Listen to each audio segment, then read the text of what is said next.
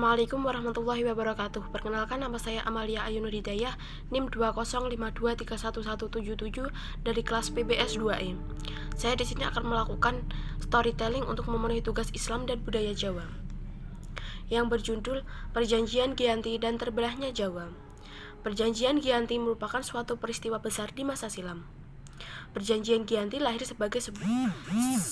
sebagai sebuah kesepakatan segitiga politik antara VOC, pihak Kesultanan Mataram yang diwakili oleh Sultan Pakubuwana III, dan kelompok Pangeran Mangkubumi pada tanggal 13 Februari 1755. Nama Giyanti diambil dari lokasi penandatanganan perjanjian tersebut, yaitu di Desa Jati yang sekarang dikenal dengan Dukuh Kerten, Jati Harjo, Karanganyar, Jawa Tengah. Jadi, perjanjian Giyanti berlangsung di Desa Jati Harjo, Karanganyar, Jawa Tengah. Perjanjian Giyanti ini dibuat dalam rangka meredam api konflik masa lalu karena perpindahan keraton Kartasura ke Surakarta. Pada saat itu, Mangkubumi membantu Pakubuwana II dalam mereda api konflik tersebut dan mendapatkan hadiah sebidang tanah dari Pakubuwana II. Namun, hadiah tersebut rupanya memicu kecemburuan salah seorang pangeran, kemudian melaporkan hal tersebut kepada Gubernur Jenderal Baron van Imhoff.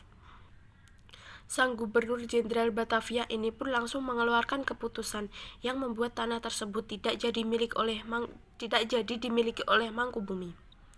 Perlawanan ini mendorong Gubernur VOC untuk mengambil sikap penyelamatan daerah operasionalnya secara tertutup dengan melakukan perundingan bersama Pangeran Mangkubumi.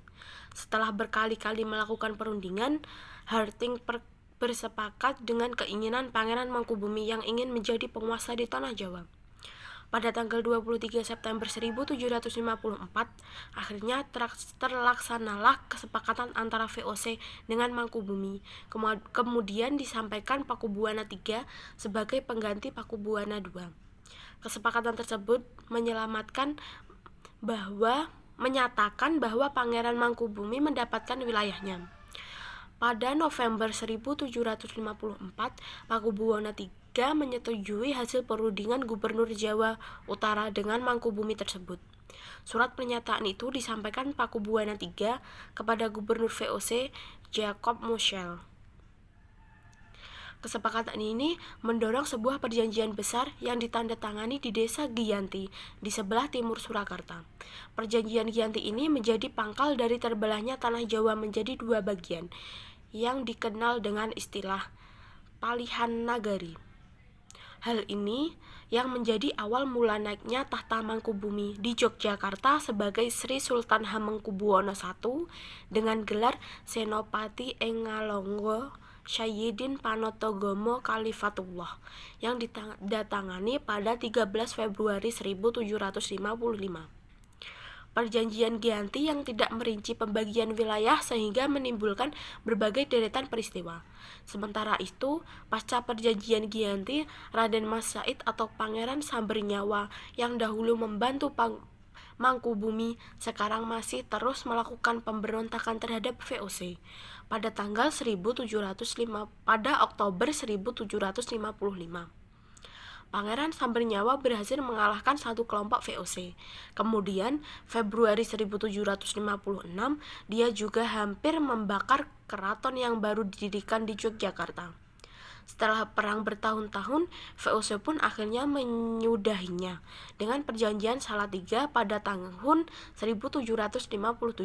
Perjanjian ini membuat tanah Jawa kembali terbagi. Pada perjanjian ini disepakati bahwa Pangeran Sambernyawa mendapatkan sebagian dari wilayah Kasunanan Surakarta dengan wilayah kekuasaan yang dikenal dengan Kadipaten Mangkunegara. Pangeran Sambernyawa pun mempunyai tahta dengan gelar Kanjeng Gusti Pangeran Adipati Arya Mangkuegara Lelono Jayomiseso Senopati ing Aloga Satriya Raga Mataram ing Nagari Surakarta Adiningrat. Keterbelahan Jawa ini pun terhenti pada tahun 1813. Masa Gubernur Jenderal Thomas Stafford Raffles dari Kerajaan Inggris, Kesultanan Yogyakarta juga terbelah dengan lahirnya Pakulaman. Dengan demikian, tanah Jawa memiliki 4 wilayah pemerintahan, masing-masing tumbuh dengan perbedaan model politik. Hal ini pun mengutarakan Jawa kepada rupa yang beragam. Dinamika politik yang digelar oleh angin revolusi pada masa pertengahan 1940-an membuat masing-masing mengalami nasib yang berbeda. Hal ini berujung pada perbedaan status hingga hari. Di masa Republik Indonesia, Kesunanan Surakarta dan Kadipaten Mangkunegaran menjadi situs cagar budaya, sementara wilayah Yogyakarta yang di dalamnya terdapat Pakualaman menjadi daerah istimewa. Sekian storytelling dari saya. Apabila ada kurang lebihnya, saya mohon maaf yang sebesar-besarnya. Wassalamualaikum warahmatullahi wabarakatuh.